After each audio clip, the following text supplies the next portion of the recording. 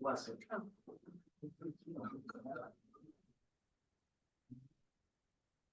All right, we have the thumbs up. We'll go ahead and call the meeting back to order after our lunch.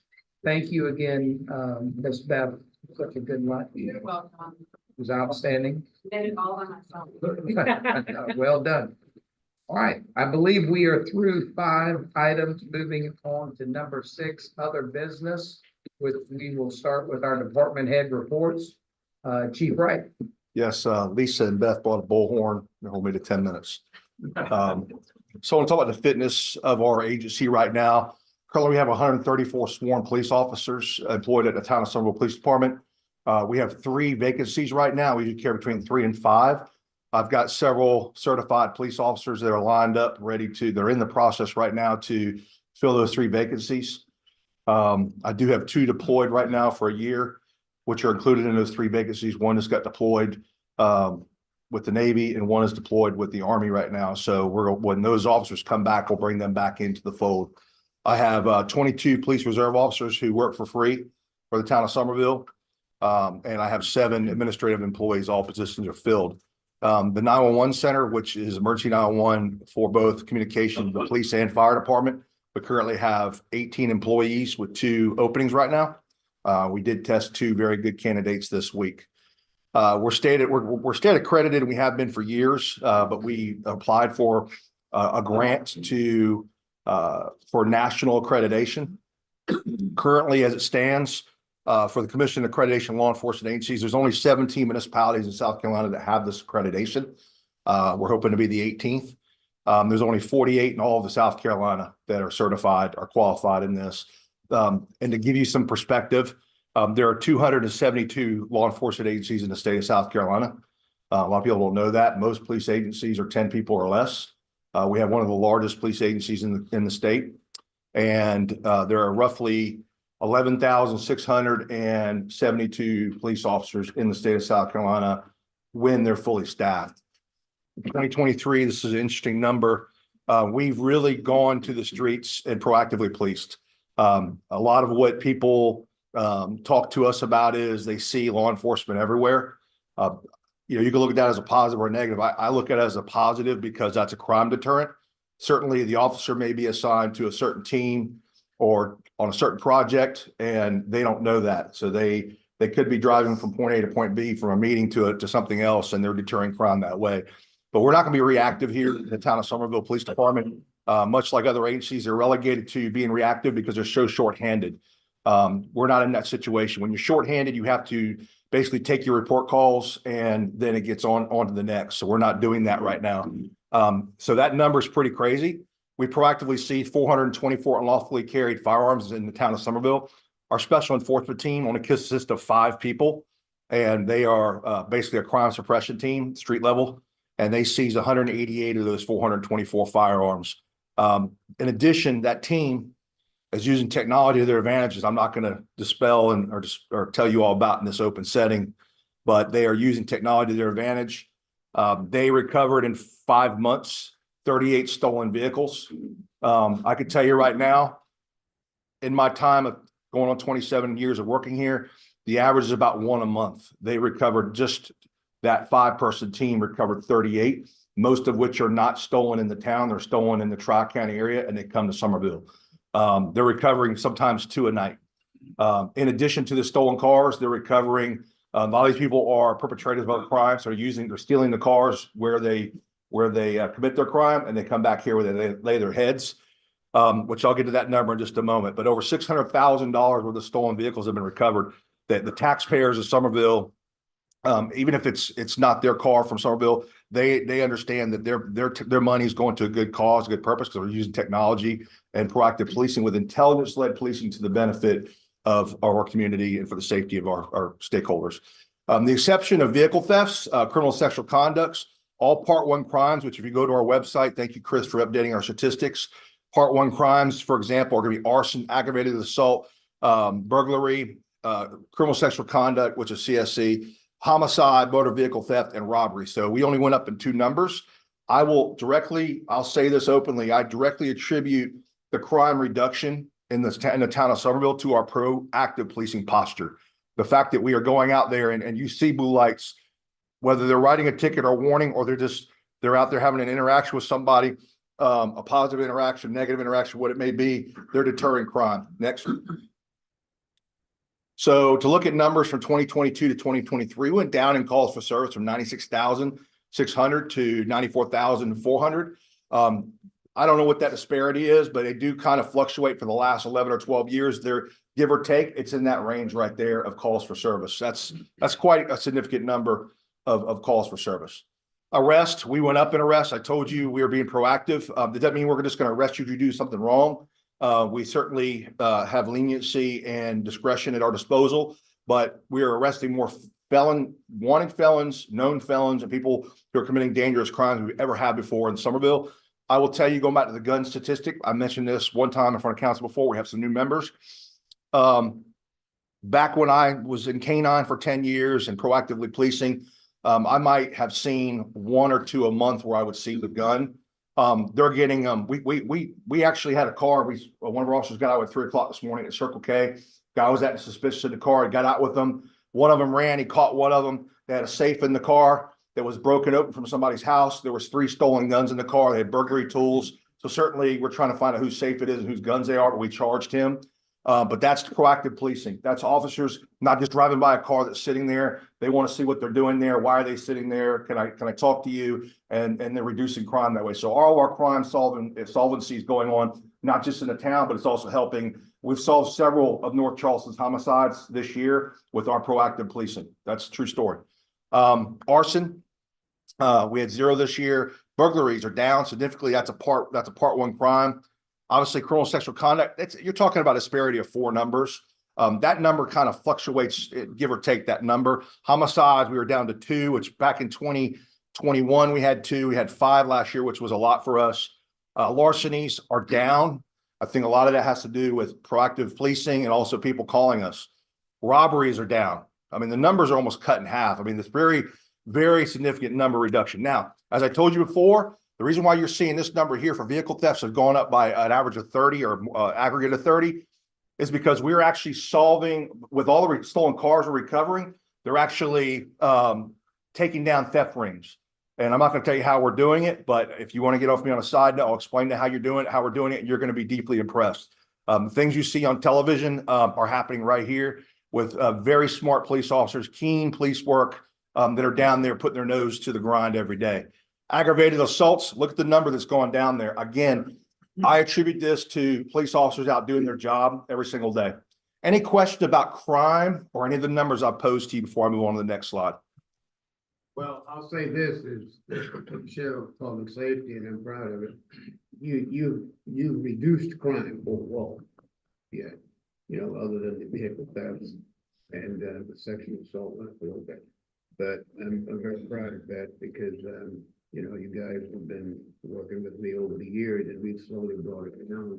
I know in the Brownsville area and Robin and some of those areas in District 1. We used to have a lot of crime-related drugs and everything, and virtually now we don't hardly get any calls at all based on those types of things. Well, I'm gonna go a step further, Mr. Brown, and I appreciate the comments because our staff is working hard for you all. Yeah. We discontinued vehicle pursuits almost 20 years ago. We were only allowed to conduct vehicle pursuits that got changed because of a collision that occurred.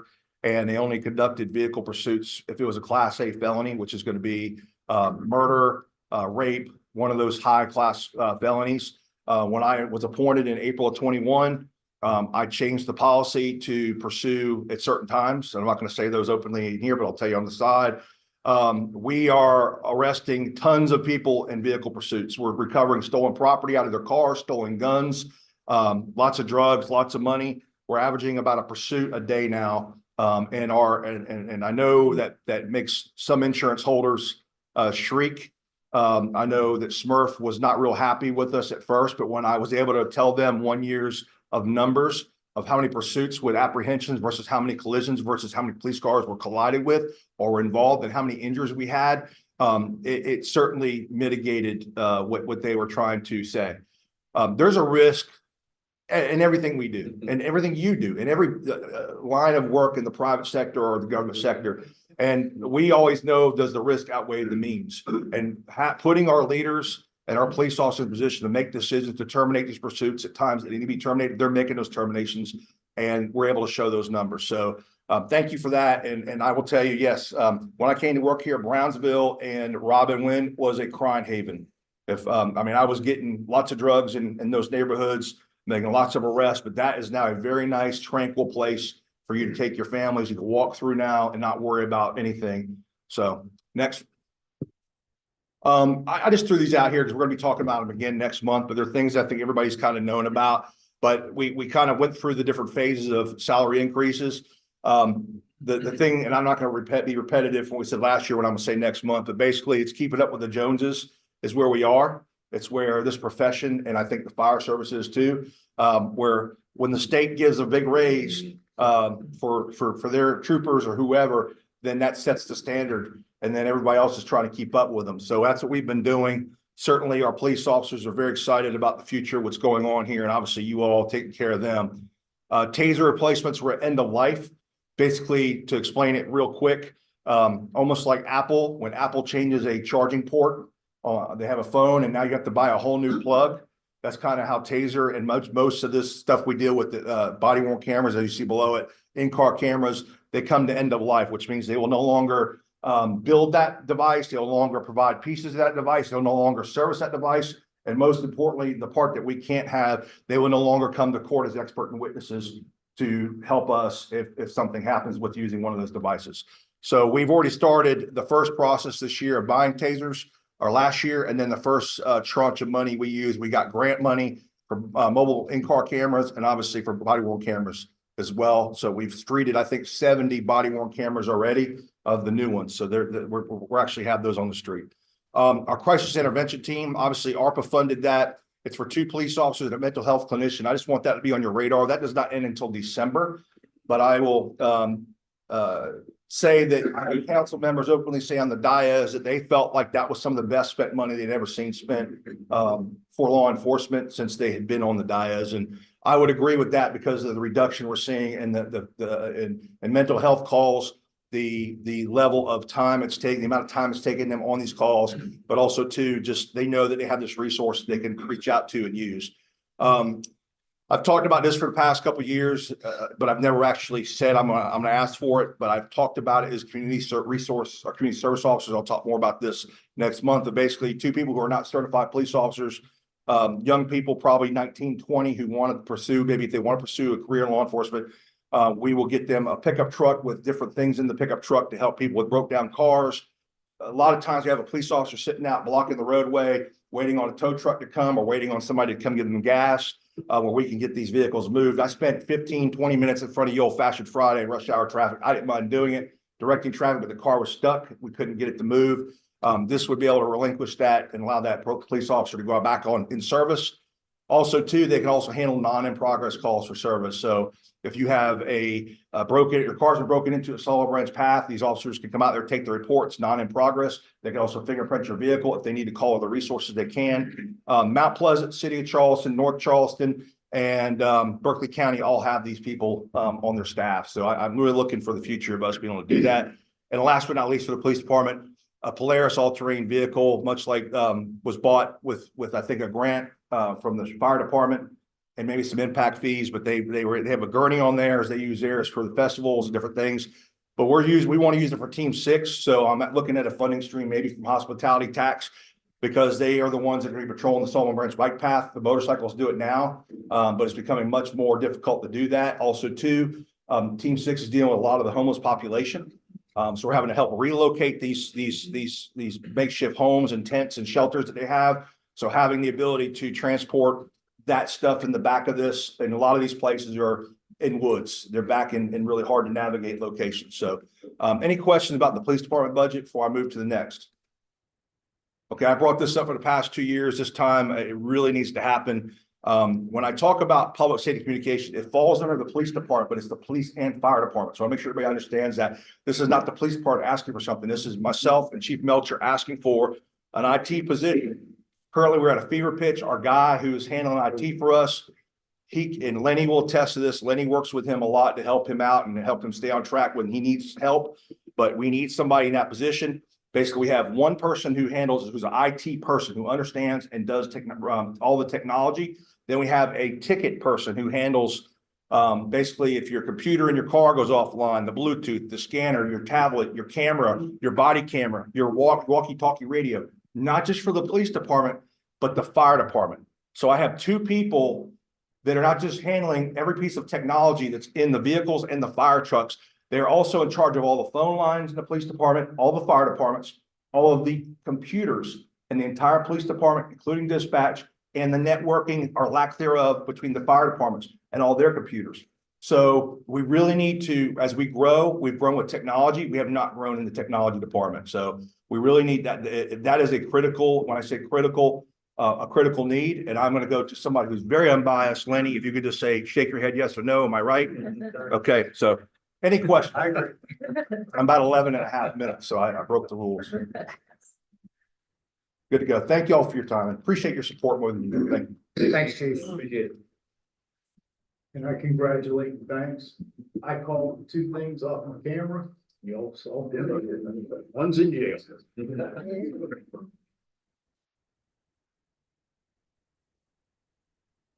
One's still. So I promise I won't be as long-winded as Chief Wright. He does have a lot of really good points, especially with the IT position. That is something that we can definitely benefit from as well. We have one guy that assists with part-time to help with them.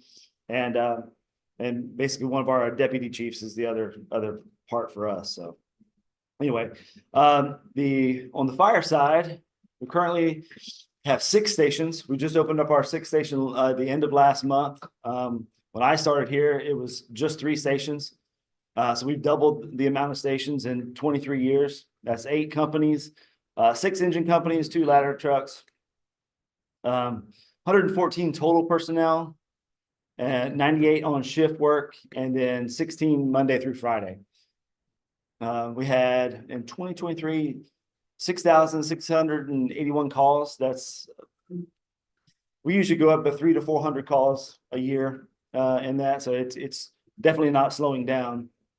And then our training hours, I put that up there because a lot of times people ask, what do you guys do when you're not going to calls?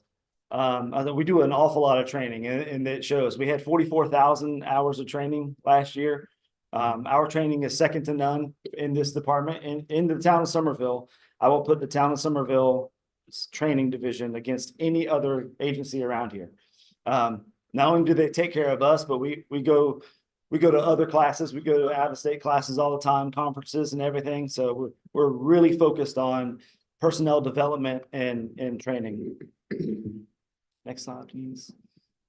Just some of our priorities, and like Chief Wright said, we'll go over a lot of this during the budget retreat, but we're going to begin working on our 2nd phase of our pay plan.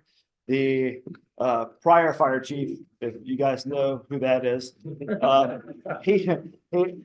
he worked really hard to adjust or actually to get a pay plan started. Before we were giving someone a raise, we really didn't know how much money we were going to give them because there was no start. So we actually have a structured pay plan now, and then hopefully we can build in the longevity pay for the guys who have the experience on the floor. With that, it allows us to bring in someone from the outside who has maybe 5-10 years of experience. We don't have to start them off at a starting salary of $41,000. So additional personnel to assist the day-to-day operations. This is primarily for our training division. Like I said, our training division is spread really thin. This person would be in charge of running our recruit schools. I will say this, I should have said the previous slide. For the first time since before 2017, we're only down 6 people. 2 years ago at this time, we were down 19 people. So right now we're holding strong at 6. We didn't have to do a full boat recruit school this year, which was another cost savings for us, which was really good.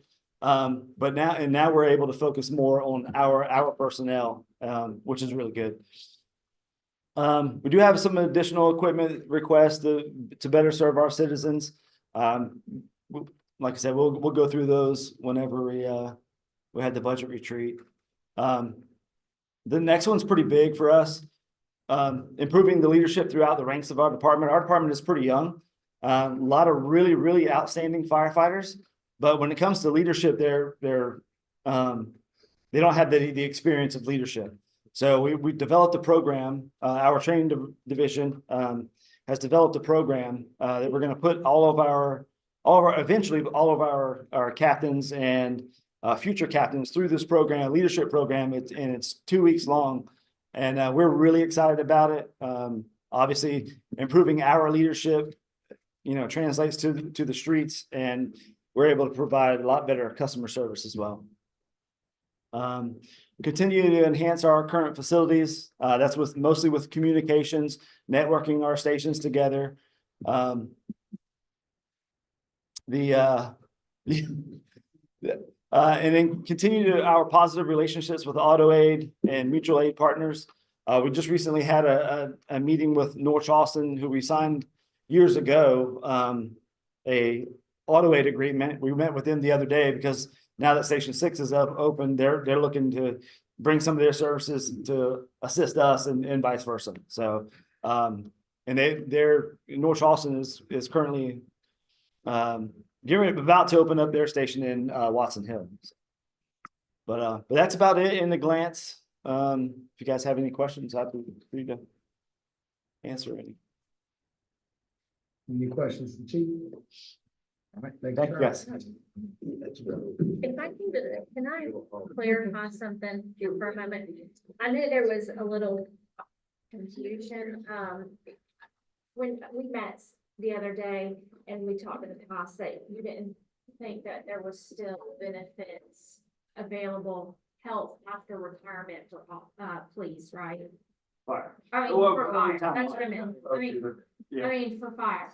And I think when I talked with Jessica and benefits, when I first went in there, and you might be able to answer this better, she said that she thought there was benefits for, fire after retirement. Can you clarify that so we know for sure? Yeah, there are no, we have no provision now for, employees or any department with the town after they retire from the town. Okay. For being covered by our insurance. Okay. And there's a certain particular situation where they can retire under PIVA, or they come back to work, and it's hard to explain, but anyway, in those rare cases where someone does so, and that's one or two people here and there that occurs with, that they're actively working for the town. Someone who simply retired, that's not an option. Is that? And I just want to add that it is true. I've read it many times. The leading cause of death for firefighters is occupational cancer. And I do feel like after retirement, they've given our town, 25, 35, whatever years, that they should be able to purchase discounted insurance or something like that. It's not like they're asking for it for free necessarily. So I think that's something we should consider in the future. Chris, is that something that changed at some point? or Yes. was it- I think we did, yes. Like 2012. Yeah, I was gonna say 2011 or 12. End of 11, yeah, that's when I came. It's mentioned in the handbook, there's it says it has Effective, any date, yeah. 2011, Yeah. something like that, but. We talked about it one time, about a year or so ago, it came up as a. Recruitment and retention. Recruitment and Policy, retention. a bullet point. Bullet point. I think. Not just Well, for fire, it was something. Yeah, entire Yes. town, yeah, townwide, absolutely. And I will share with you at our February meeting, when we have our mid-year budget discussions, Ron and I have already talked about the health insurance, and that's something that we're gonna discuss at that meeting. So, Especially with the carcinogens and stuff, I think. Yeah, no, I guess I'd like to see it too, it's just the police, fire, Yeah. and everybody. Because I think in the pay raise is one thing, this is a whole nother thing, and it would actually help people stay so they can get that. And since they're in harm's way, I think they're the priority. I think it's an excellent topic for employee and recruitment, retention, and how we stay competitive in the regions as we keep up with the Joneses. Is that what you said, Chief? Ms. Robin. Right, I'll be really brief. Had just 3 areas that I like to focus on this next year with my staff. There's 7 of us in finance, including the 5 of us in finance, a grant writer and a payroll clerk. The main thing I want to work towards is working smarter, refining our processes, finding efficiencies, and evaluating and leveraging technology that may be able to help us achieve that. All with making sure we serve our citizen in the most efficient manner possible. Next item is training. I think that's important always, but I want to involve all of my staff as far in training. Also, cross-training is huge. I'm not sure there's not much cross-training here, mainly because we're down on numbers. And it just hasn't been recognized. When I was probably not very smart to evaluate this risk when I walked in the door, but there was one very dedicated individual who did payroll. She did it manually. There was pretty much no technology. She entered every time card manually, and she was the only one on staff that knew how to do that. She never took vacation during that time. Thank goodness she was in good health. I don't think she was ever sick, and certainly didn't do it remotely from home. So, so anyway, we have some things that we have developed in that area, but I think cross-training is just essential to managing the risk across all of the departments. The last thing is risk management. We've made some changes in some duties across the town, and in conjunction with HR, we're going to be kind of managing some risk, trying to take some proactive steps to prevent some of those accidents in those high-speed chases. And really to protect our employees, increase the safety habits so that we protect our employees, because they're certainly our biggest asset. So that is my little goals and department in a nutshell. Any questions? Question for you. You recently had an individual in the finance department to get in trouble. I would contribute it to the fact that there was not a proactive plan, developed a proactive plan that you've got there. So how this develop a proactive plan, how is that in your mind that would avoid this type of situation in the future? Internal control, review processes. I mean, as much as we can, I need to review somebody else's work, somebody needs to review my work. I've already thought there are things like our cash position that probably needs to go to Frank or Lisa or somebody else on a monthly basis just to see and know, and somebody else to put their eyes on it. Because obviously, you can do a lot of review, but people that work for me that review my work, what are they going to do? I mean, I'm always open. If you see anything that you're uncomfortable with, go tell somebody. But in reality, will they do that? So, it's, having the audit, having them make sure they review our internal controls and communicate that to us is really important. So there's a lot of steps, I think, that haven't been done in the past, that we can kind of split things up. I've already switched, balancing the whole credit card system is switched out of even finance and in with our payroll clerk, who has some extra time now and can do some other things. She's not involved in anything else. So that's a separate function that's separate from anything else. I salute you. That dot there by developing a proactive plan, I think that's very important. It's one of the most important things you can do in the finance department. And thank you for that. Well, I still have my shovel. I'm still digging. And I'd like to add to that. I think when we met, really identifying the efficiencies is huge, because I think we're still manually writing checks and putting bills in the old fashioned way. And I think there's a lot of efficiencies that can be done there to allow us to get more done in the day. Absolutely. Yeah. Any other questions for Ms. Rowe? Right, thank you.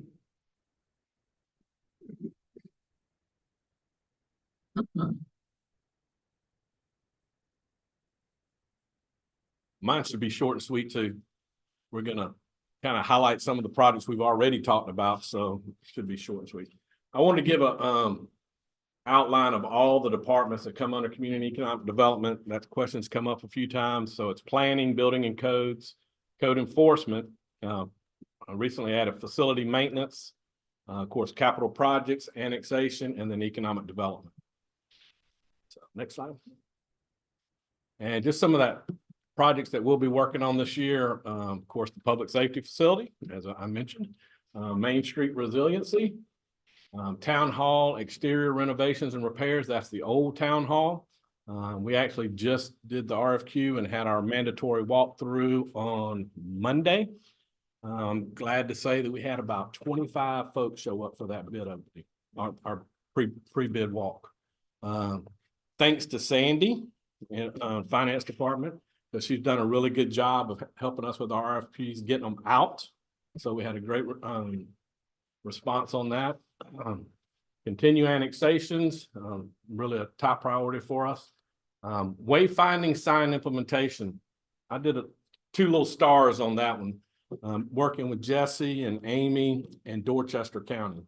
Dorchester County, if you remember a couple of council meetings ago, Jesse presented the wayfinding sign designs.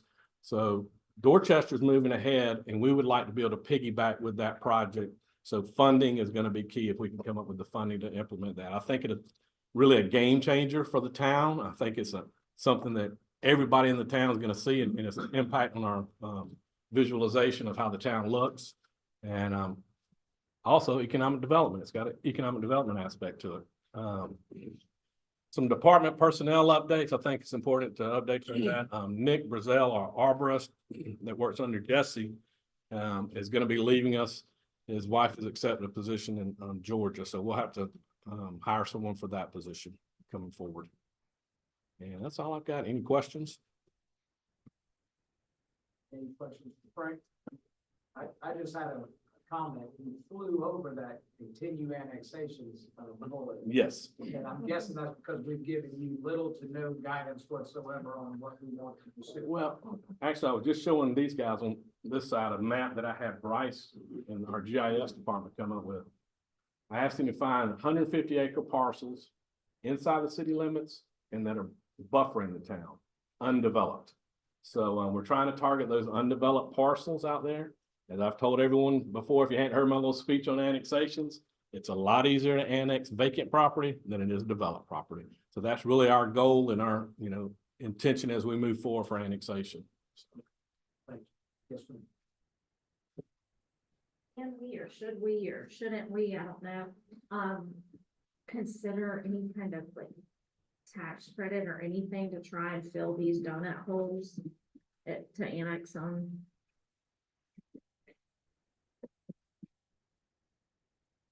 It would be difficult. And yeah, it's really difficult. Once the property is developed, especially neighborhoods, all it takes is a few folks to not be in favor of it and it kills the whole deal. So it's very hard unless it's neighborhood driven from within and you got those champions within the neighborhood convincing everyone. It's a very difficult process, almost impossible. Well, I think we, go ahead. Nope. I mean, I think we should maybe at least explore that option and talk Sure. about it more. Absolutely. I think the legislature is, trying to address that a couple times. Might have been Congress up there passed at least amend the statute to allow us to fill these donut holes. And I think that's where the answer comes from through South Carolina legislature. And I was gonna make a comment that, my meeting with Mayor Cogswell this week, he talked about legislative changes, to annexation at the state level that we may agree with and we can work with them on, so. Yeah, that'd be great. Certainly. Also, I read the annexation manual you provided me, thank you. There's a lot of information and it just led to a ton more questions. But it did not address annexation of whole towns or how that would work if Somerville wanted to purchase Lincolnville or anything like that, because it's on the annexation plan and our vision plan. That is a contiguous parcel that is part of our annexation strategy from our 2014 vision plan. I think the only way that the annexation of Lincolnville would have to come from Lincolnville seeking to be annexed. I don't think there's any possible vehicle we could use to annex them against their will. Right. They would have to unincorporate the city. They would have to unincorporate the city. Yeah. Yes. Correct. Yeah, okay. Yes. Are we, did we ever get people just in neighborhoods that are contiguous to us that are, I guess we don't have much interest in just individual property in the neighborhood that is contiguous to the town? Go ahead. So we do occasionally, like some neighborhoods where we already have parcels, Right. you know, a new person will buy a property and ask about coming to town. We do have that occasionally. I will say, the largest driver for our annexations recently have been CPW sewer service. Right. And that's been mostly commercial properties or larger properties that are gonna be developed. You know, I think Brandy, you know, we still have like 3 properties that aren't in town. And just, yeah, convincing people to come in, and again, it's a difficult process. Because yes, they're gonna pay more in taxes. Admittedly, they don't really realize that they're actually gonna end up probably breaking even based on the services they receive, but entire neighborhoods, as Frank mentioned, are pretty much impossible with the current annexation law. Even when they've had like a neighborhood group that is supporting it, we've met with them, we've given them information, we've done like an HOA meeting, and then it goes nowhere because they can't get enough people, because you have to have either 100%, which isn't gonna happen, or even the 75-25. We've done that with one neighborhood, and that neighborhood only had 30 lots. So, and we still had to do the 75-25, where there were still a few holdouts who didn't want to come in. And that's 75% of the freeholders and 75% of the assessed value. So the only reason we were able to get that neighborhood was because the HOA supported it. So they're like, of course, but yeah, I mean, we do occasionally that, you know, like a new person will buy a property and be like, I didn't know it wasn't in town when I bought the property. I want to be in town when I'm on in. You know, but it doesn't really happen very I often. know they have it all, but we are looking at those, but they do come in, I guess. Yeah, generally they approach us. Right, yes, I know we're not shopping for it, but if they come to buy us, then we'll sell them something. Yeah, and I know when, the economic development position was originally created, that Michael Lyle was in, he actually did send out letters to the donut hole and tried to recruit people to join the town, and unfortunately that wasn't. So who's sending those letters now? Do we as council do that, or does somebody in a point? It hasn't been done because it wasn't successful. Really, the only thing that drove annexation was the CPW sewer units. He sent out a bunch of letters and we got pretty much nothing. Yeah, I thought we had Natural East. I thought there was a big interest in all, and then Yeah. And So how long ago was that? what's that? How long ago was that? 2 years ago? 2 Yeah, probably 2 years ago, 2.5 years ago. Yeah, yeah. He worked here. was He money. was here when I was here. No, the economic development director position didn't start until 2019. So yeah, I mean, it wasn't that long ago. Yeah, he wasn't here then. So I mean, because he, you know, Michael was with Dream before, so I mean, it hasn't been that long, you know, that those letters were sent out, and unfortunately, I don't think the property owners have changed that much in the donut areas, but I mean, it's something that could be pursued again. But unfortunately, as our costs for certain things that we could save on have gone up, like trash pickup and those types of things, I don't know that it evens out as much as it did before. That's attractive. Perhaps we need to look at a tax credit for those areas, because we do need to close these donut holes somehow. Whether it's talking with state legislators or a tax credit for property owners or whatever, we should explore that in the future, I feel like. A lot of these donut holes would already be very expensive. Bringing to town. Cause you get, when you look at the value of the homes and what we would get for tax, even though we already have the service and with police and fire. A lot of these subdivisions, there's just really no benefit to town taxpayers. They would be paying somebody else's. Respectfully disagree. It'd be worth having, more discussion as we develop an actual strategic annexation plan. Once we get our vision and we start putting a strategic plan together, we need to be able to provide as a council, in my opinion, clear direction, staff, and then check in regularly on it, so. And we do have the ability to offer business license tax rebates for businesses that meet certain requirements for annexation. Actually, we're working on one of those. So, I mean, we do have that. Michael instituted that when he was here, and Frank has been working with, actually, a few different Yeah. folks have come to us for that. So that, so The we really do have, good ones. so we do have that for business. Is that the Businesses that- Somerville business plan or something different? It's Something. different. Any other questions? Frank? Thank you, Frank. All right, I'll be briefer in my talk. I did prepare a 90-minute video, so sit back.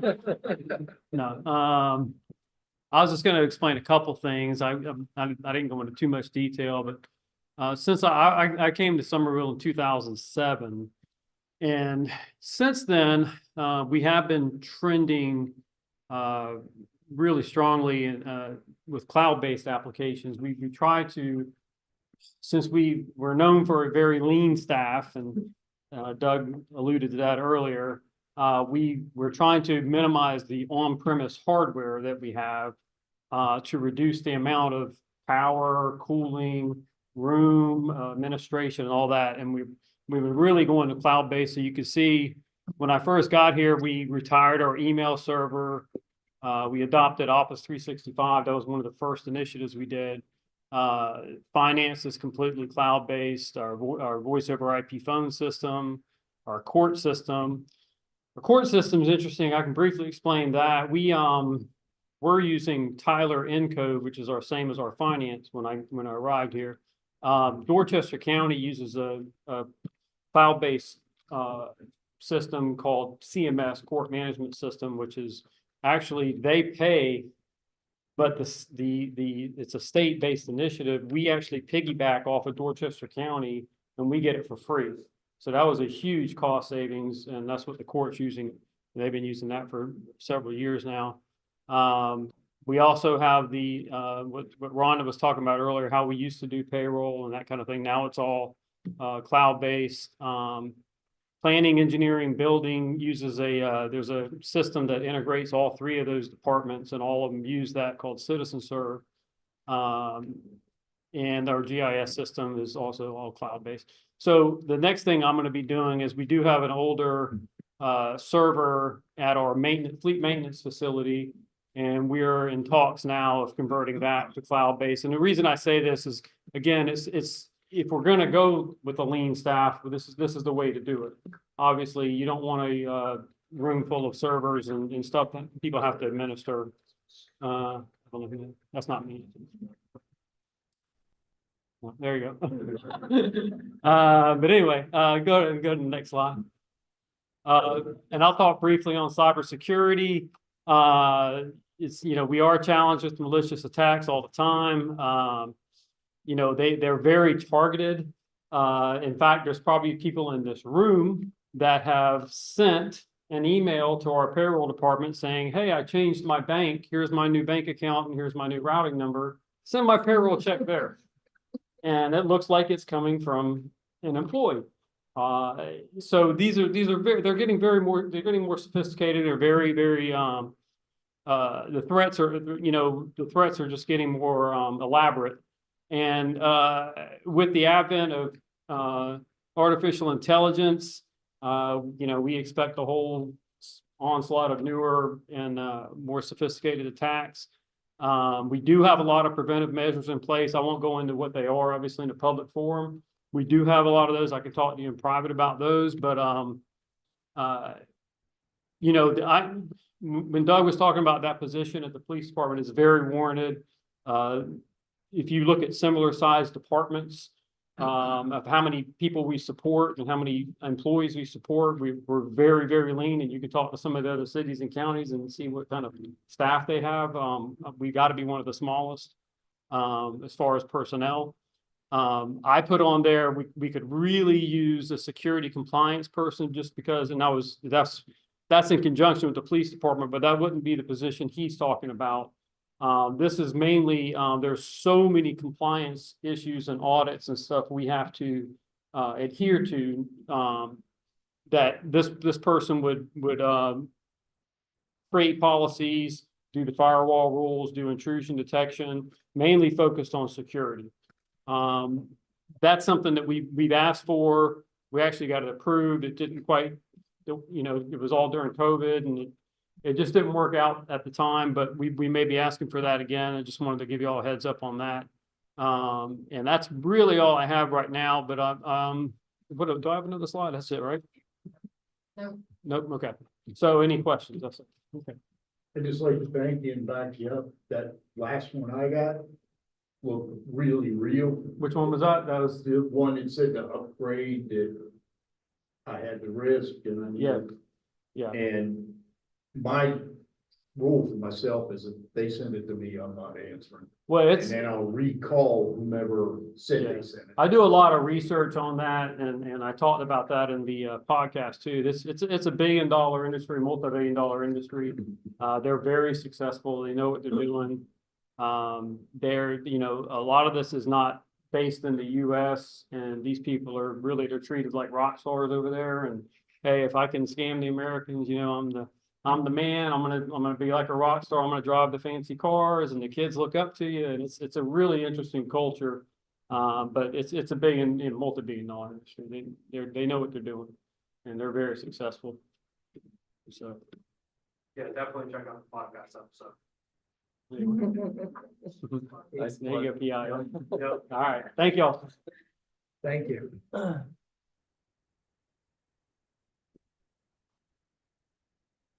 Good afternoon. I'm the only, I guess, division head here. So, Bonnie being the new kind of department head for the Public Works Division, I thought I would come and represent the Stormwater Department here today. Our projects are a little bit different. Most of them are brought to our attention through drainage studies, which we actually have one going on right now with the Richardson Canal that traverses kind of through the middle of town. And on the back end of that drainage study, I'm sure there'll be several projects that'll come up, you know, come to light where we can make some improvements there. And some of these are probably going to be massive projects. And then there may be some smaller projects that we can do in-house.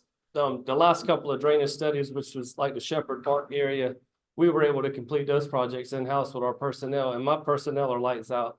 And I give those guys all the credit because they make my job extremely easy, having good people like that. And as everyone knows, stormwater is a very visible department, probably only behind trash and yard debris pickup. I'm sure the council members know we get a lot of stuff through stormwater citizen complaints, and just want to let you know if anybody needs something from me, don't hesitate to reach out. And I came from the city of Charleston, so I know when a council member calls, you make something happen. You know? I try to keep the heat off of you guys, and I hope that pans out for me in the next couple of months as we get to talk about the budget. But one thing we've noticed recently is the need to do these cured in place pipeliners, and this is from a couple of years ago, and we'll get to these other slides too. But you can see the cost there in the corner is pretty significant. And fortunately, we've been able to fund these through our normal budget the last couple of years. But as we identify more areas where these types of projects would be better for the citizens and better for our department as well, because it's a way to repair a pipe without having to go in somebody's yard and completely excavate and tear out the old pipe and then put in a new pipe in. The main area we found so far is like the Scotts Mill neighborhood.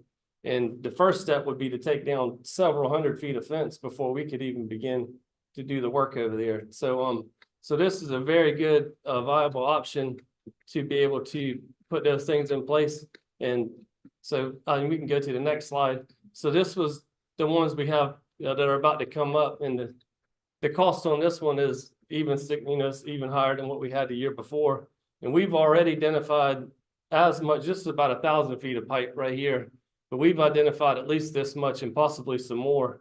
And so as we go through in the next few years, I'm hoping that we can continue to be able to obtain this funding. And it is something that does have to go to council. We do have like a IDC contract that we use through Dorchester County to attain these prices from the contractor. And I've even checked other contractors too, just to kind of see if they're on the level. And they are by far, the least expensive option is the company that we've been using. And so on top of our normal capital purchases, which is the next slide, which was our 5-year plan, which could probably use some updating, but you can see just the equipment that we purchased is pretty significant as well. Especially like the vacuum truck was almost $500,000. And we've had to dip into the fund balance in order to cover some of these costs for this equipment. And I'd really like to try to just put this stuff into the budget without having to dip into our fund balance, because we don't want to deplete the stormwater fund balance either. So, at the same time, we've given some money to the general fund the last few years to help to compensate for some shortfalls there too. So I'm hoping that that's something we can look at too, if possible, to try to retain that money in the stormwater so we can help to cover these costs as well. So, I think that's all I had. Any questions? Questions for Bob? I'm gonna give you a call. Okay. No problem. Well, go ahead, sir. I'll just say this, Mr. Mayor. Since Ryan has came on board, it's been a big, big difference. Boy, he's made my life a whole lot more easy. And he knows what he's doing, and he gets to it, and he gets it done, and he gets it done at a cost savings to the town. And the people that he has helped, they call me, a lot of them call me, and they say, man, this is a big difference from what it used to be. So, when you look at these employees, particularly the department heads and the ones who are talking about, what how their department is doing, we've made a lot of progress over the years, made a lot of progress. So I think we're in a much better place right now than we were 10, 15, and 20 years ago. Things have changed a whole lot. And I could praise so many of them, but it's I think we're all cognizant of what they're doing to make some of those so attractive. But we're having to deal with the attractive part because these guys are so good and these girls. I appreciate it. Thank you. That leads to one question, Brian. How has your turnover been in your department? Have you seen the police fire alluded to theirs? I mean, I don't think it's as bad. Our department's not very large either. We've only got 24 employees total. But I lose people to the private sector quite a bit, especially, entry level employees who are coming in, and then they can go to work. They come here and learn some skills and some part of the trade, and then they can go to banks or Gulfstream or somewhere and probably make $5 or $6 more an hour and work 50 or 60 hours a week. So, and then when you're 19 or 20 or 21, that's what it's all about right there. So, the other guys, like the supervisors, the guys who've been here for a little bit longer, they tend to stick around, and I think that attributes to you guys continuing to help us to give these guys more money so we can stay competitive with these private sector industries. On the entry level, I mean, we just probably will never compete with a big construction outfit that can afford to pay the guys a lot more money. So, but if we can keep them here and promote them up, through the ranks, then that's a good way to retain those folks. Thank you. Yeah. You're welcome. Sir. Appreciate it. Sorry. Oh, that's okay. But, and I mean, and all that slide shows too is that, like I said before, taking away from our budget to purchase equipment, that it was 10% of the total budget for this year to do those pipeliners. And I think it's going to be more than that next year. I mean, honestly, we've already identified at least 700 feet of pipe. That's a good candidate for the same type of treatment versus doing it the old fashioned way. So, Still a big cost savings. yes, sir. And the time it takes to do it the traditional way, that's the biggest thing is you got a crew on site for several months versus, paying these guys for basically 48 hours and the pipe is repaired. Yep. So.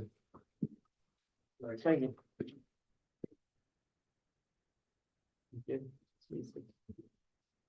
Think I'm the last staff member for today. And while normally I'm very brief, I'm going to try to exhaust my 10 minutes because I'm very grateful for the opportunity to talk to you guys and share some things that I'm excited about. I'm not going to go a whole lot into what we did in 2023. Chris was very gracious and hosted me on a podcast in December, and we kind of look back at 2023. I hope you guys have had a chance to listen to that or will listen to that.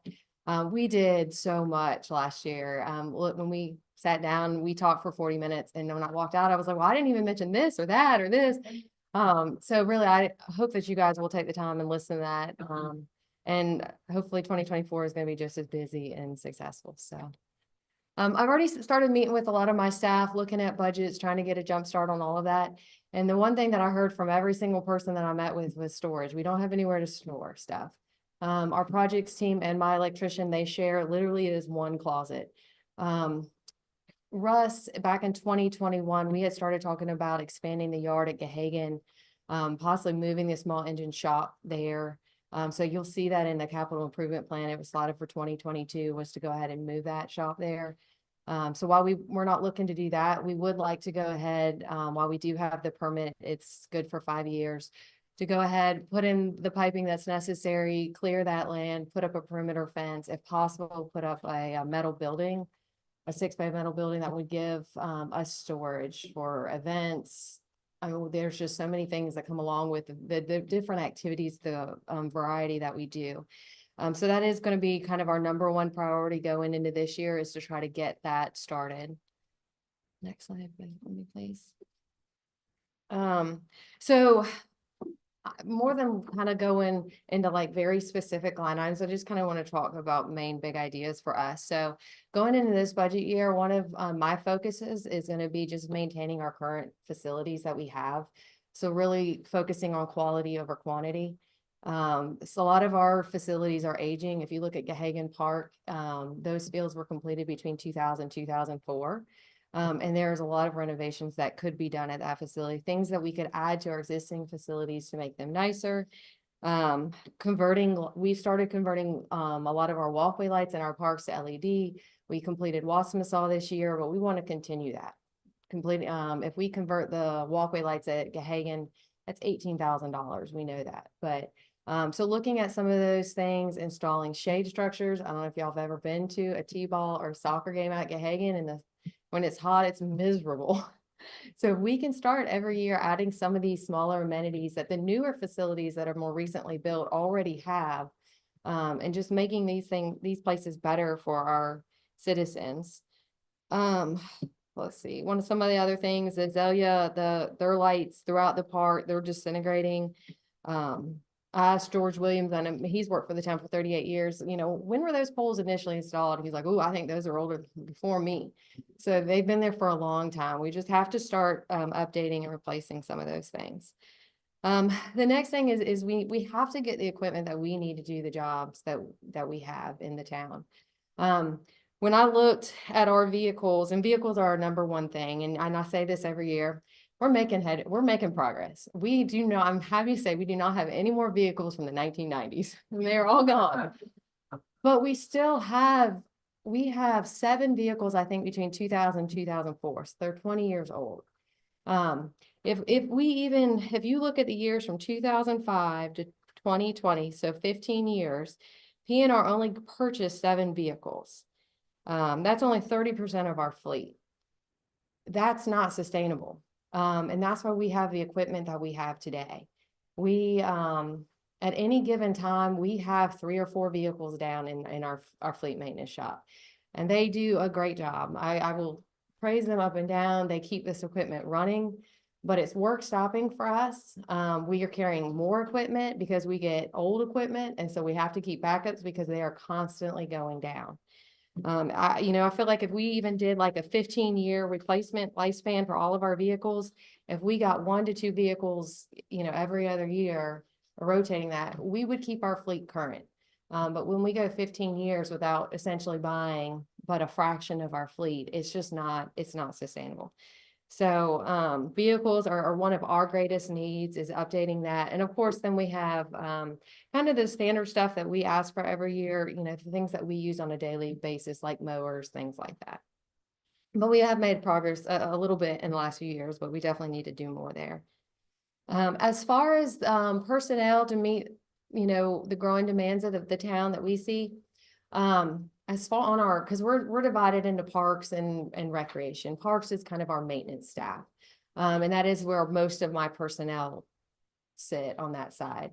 But we could really use 3 more people. Right off, I could tell you exactly what each one would do, and I could keep them busy all the time. Our greatest need though is a grounds maintenance tech. We currently have 3 crews. 2 crews have 4 people. 1 crew has 3 people. I don't know exactly the history of that, because that's how it was when I came in. We've not added anyone to the grounds crew. But I'm almost confident that at some point that person probably got stolen for another use or repurposed somewhere else along the line, because we're really good about robbing Peter to pay Paul when you're short. But we, anytime when the town grows, whether it be, roads, public safety, buildings, residential, that all puts a demand on parks and recreation, because we don't only work and operate within parks. So we do a lot, lighting on Short Central. If those go down, my guys are out there working on it. Street lights, if the town owns them, we're out there with the bucket truck. Pine Straw, fire stations, police stations. We do a lot. We get calls all the time. Neighborhoods, tree trimming. We're there. So as the town grows, Parks and Recreation truly does have to grow if we are to be able to keep servicing the way that we are right now. We just put out fires. We're not able to be proactive. We have 1 pesticide technician in the town. I'd love to get a second one. He applies all our fertilizers, our chemicals. He's the one that's licensed to go out and be able to treat weeds on sidewalks, things like that. The town is pretty large to only have 1 person. He can't possibly cover all the areas that we have in town. The third one would be building and grounds. We have 1 person assigned to building and grounds. I could keep this person busy all day long, just pressure washing and cleaning. I don't think we ever do those things because we don't have the time to do those things. So that's kind of the order of those. On the other side, on the recreation side, we did add a programmer this past year full-time. And he has been such an asset to us. He organized the Sweet Tea Half Marathon. He's ran a lot of our summer camps in-house, did pickleball lessons and leagues, family bingo night, kids night in, and so many more things. And these positions are different than the other positions where, these positions you pay to play. So the things that they're offering, there's fees associated with them. So they're generating revenue back to offset their salary.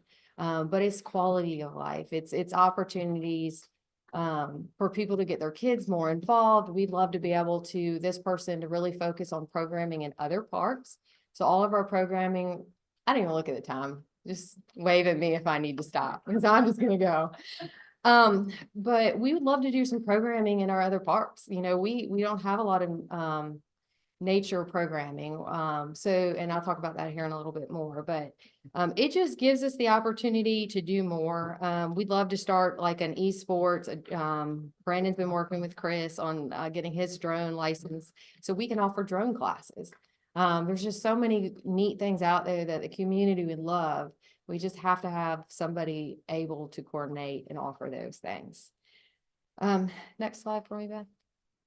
So a couple of projects I did want to mention specifically, Cuthbert, most importantly, because I am going to put this on it will be on the agenda for next month for us to talk about a little bit more in depth.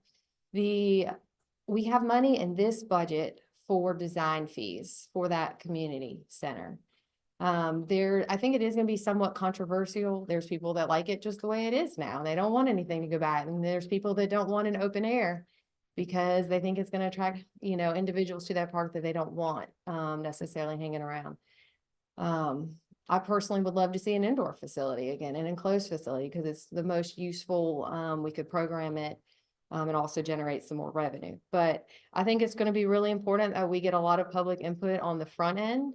So I'm hoping that we can talk about that in February. So I just want to go ahead and plant that seed. So we have the money this year to design it. Hopefully, whatever that design would be, whatever we come to consensus, we could look at funding in the next year. Doty Playground. So we have really, y'all have been so supportive. You think the last 3 years, we've remodeled 3 playgrounds in town. And it had been quite a while since we had done anything with playgrounds. So, and I say 3 because Wassamasaw will be done, March timeframe of this year. So it was Wassamasaw, Hugie, and Saw Alexander. But the last 2 that really could use an uplift is Doty Park, and Shepherd as well. Doty makes the most logical sense to try to tackle next, just with the addition of the splash pad. We were very intentional when we designed the splash pad to make sure that it was inclusive. There were, some ADA features that would be accessible. But that playground, I'd like to extend that to that playground and make sure that it is as well, so that everybody who comes to that park will be able to use that playground. And right now, honestly, it's just not that exciting. There's only a couple pieces.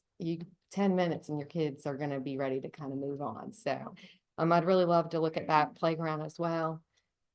And then the last thing is looking at turf.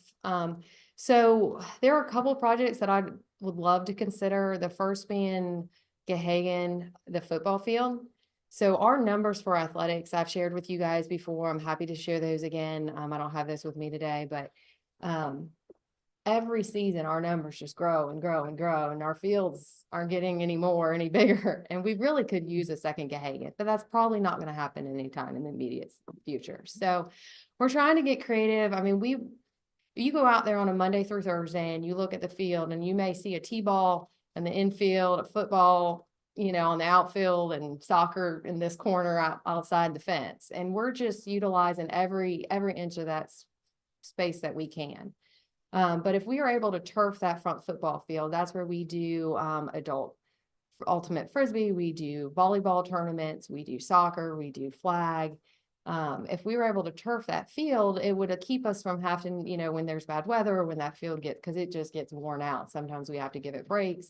It would just keep it more usable. We could get more time on it. So it's just, again, improving the facilities that we do have.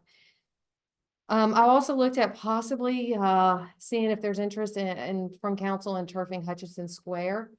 Turf has come a long way. They now have a new infield. It's coconut, so it's brown. It looks like dirt when you're looking at it. We could turf Hutchinson Square for $100,000. That would, with all the special events that come through there, that place just takes a heavy beating. And we spend a lot of time in that little square trying to get that grass to grow, constantly fertilizing, constantly aerating it, constantly seeding it. So it may be time, just with the amount of volume that it gets, to consider that project as well. At the next slide for me.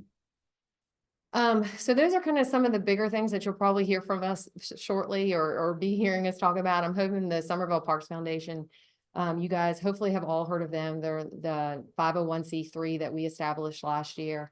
They were very instrumental in several projects last year, and I think they'll be happy to wrap around other projects that the town wants to get done. But I did want to look at a couple, or at least mention a few things. So the skate park, we've talked about it for years. That skate park really needs to be just torn out and build a custom concrete skate park. I'd love to be able to put the design fee in for next year, so that way we can plan for the future, know exactly what we're trying to build. It'd be easier to fundraise if everybody knows what we're working towards. So I will be looking for, or asking for, design fees for that. We estimate that project total would cost around $600,000 to build. And then the other picture there, that is the Somerville Preserve from the master plan. So when I first interviewed with the town, one of the projects that Mr. Jackson and the others had talked to me about was an environmental education center. And I was so excited because that's something I am very passionate about. If we want the next generation to care about our natural resources and to take care of them, be good stewards of them, we need to educate them. And I think it would be a great resource to our school system to have here, that they're not having to drive to Caw to these other places outside of our county, outside of our town to on field trips. It would be just a great resource. At the time, I think when that master plan was done, there wasn't funding identified for it. And there also wasn't really consensus on the use of that building. But I would love to revisit that project and see what this leadership, where they would envision that. I think it could be a great multi-purpose where it could function both as an environmental education center and also as, a rental facility or some other type of revenue generating facility. But environmental education is a passion of mine. It's something that Dorchester County, that the town of Somerville does not have a lot of. So I'd really like to revisit that as well. Any questions? I think that is it for me. Any questions for me? Questions from the side? Oh, and everybody watched the podcast. I watched it and I said, we did that? When did she do that? I didn't hear about that. We were busy. Excellent. Andy, I've got a question for you. Yes, sir. Do you want to tell them your ascension to Parks and Rec, Kevin? Congratulations. Thank you. I was elected to the South Carolina Recreation and Park Association, for the president, so I will, it's a 4-year term, so I'll assume that in 2026. Oh, congratulations.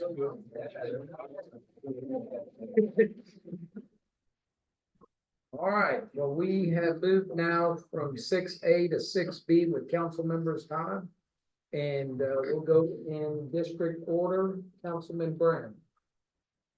Actually, I don't really have a whole lot to say. I'm just so pleased, with the folks we've got to work with, the employees. And everything from Parks and Rec to the police department, to the administration. I think we're getting more than our money's worth. Hope we can continue to fund them in the future and give them what they need so they can continue to do the job. The big issue that we talked about, I think, is getting started on these projects, with Creech and Associates. And because the longer we wait, we're wasting money and we need to get moving on that. So I'm quite satisfied with what's going on. I don't have a whole lot of issues to discuss and talk about, so I'll just leave it to somebody else. All right, thank you, sir. Councilwoman from District 2.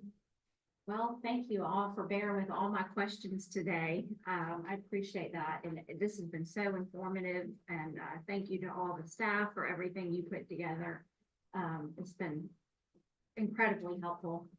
Just 2 things I'd like to mention. There's in Charleston County, Senator Sandy Senate put together a flood task force with DOT and the county. And I've talked with her oftentimes about flooding, and we've got more flooding, I feel like, than we used to have.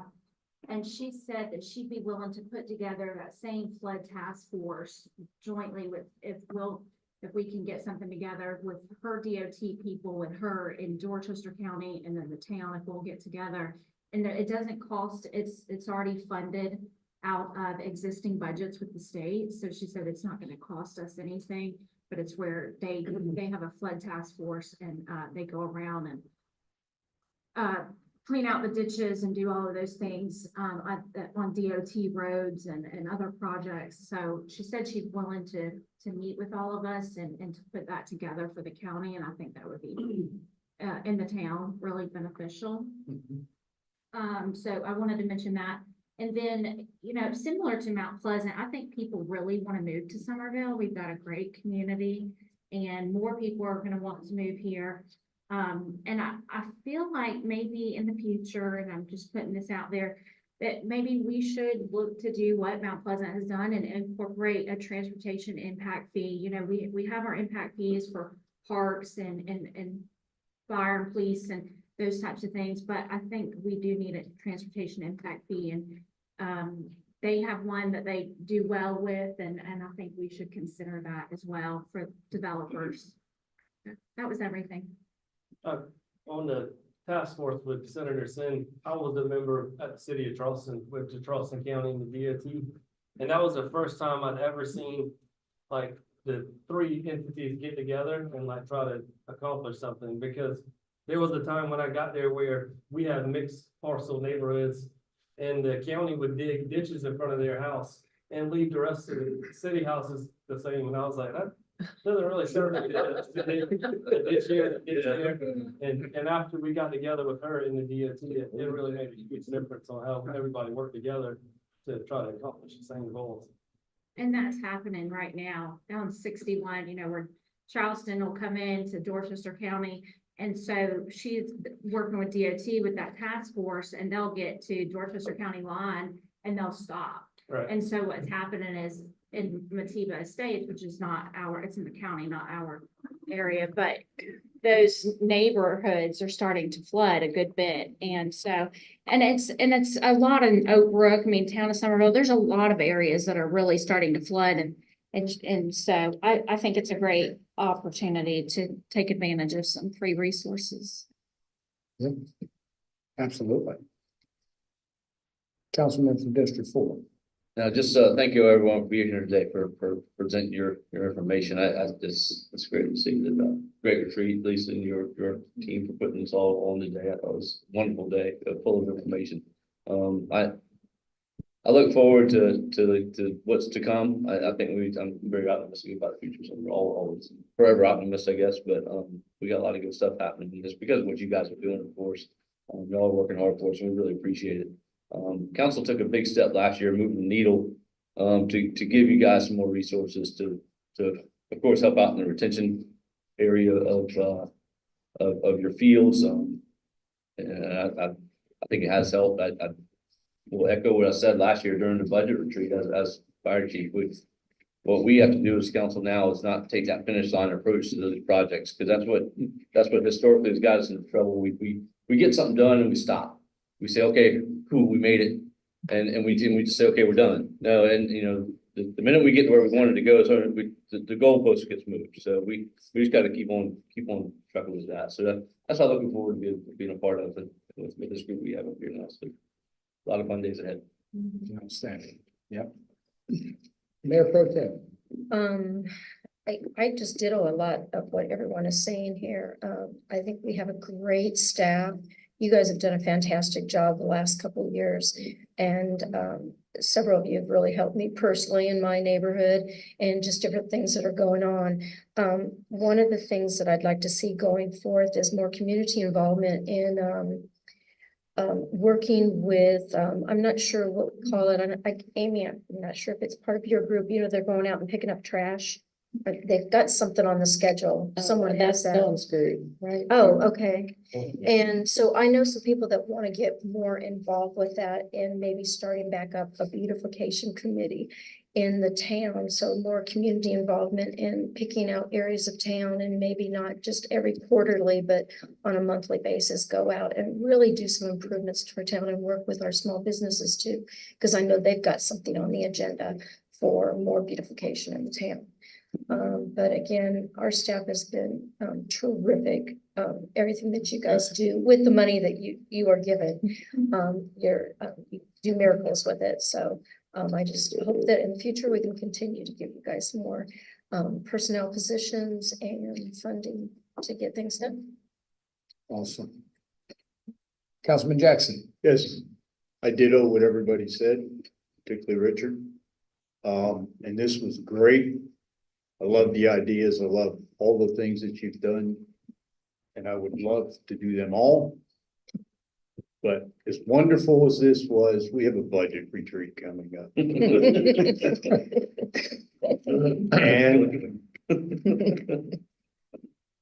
And bear with us, we'll do the best we can. And I am very thankful for our new mayor, because I think we have a staff that wants to move things forward very quickly. And I believe we have a mayor to lead that with a smile. And I don't even think any of you yelled at him. I second that emotion. Well, thank you, Miss Lisa. You and your team did a fantastic job. I just kind of a quick takeaway. you can sense the excellence when it comes to each one of you in the areas that you serve our citizens within this town, is second to none. Of course, to your point, Councilman Waring, we need to execute on all of the things we discussed today. And because there are so many things that we need to accomplish, really to serve our citizens the way I think they expect us to serve them, we need to become experts at finding money. Really. And we are going to have to dig and scrap and push and work together and strategize on how we can maximize the money that comes into our town from other sources so that we can deliver what I think would be an absolutely bright future for our town. And I'm committed. So if you know of an entity that I need to meet, speak with, or engage with to try to attract funds, please let me know, tee me up. I will work on it. I know our council members, I don't think we've had a stronger group of council members who genuinely want to work together and provide you guys the resources you need to be successful. I'm excited about the future when it comes to that. And I want you to use me any way you think I can benefit you. And if it's just staying at home, I'll be happy to do that as well, if you think that benefits us. But Miss Rita, to the chamber, thank you so much for hosting us and your partnership. Steve, thank you also for your partnership with Dream. And I really look forward to our mid-year budget retreat. And please, I just want you to know, not just you, but I want you to pass down to your staff how much they are appreciated from us up here. So please pass that down. And I guess we'll move on. Everybody else can head out and we'll move into executive session. Do we need a motion for that? I make a motion to go in executive session to discuss this matter. To discuss contractual matters related to town administrator. We have a motion and a second. All those in favor say aye. Aye. Any opposed? We'll move into executive session.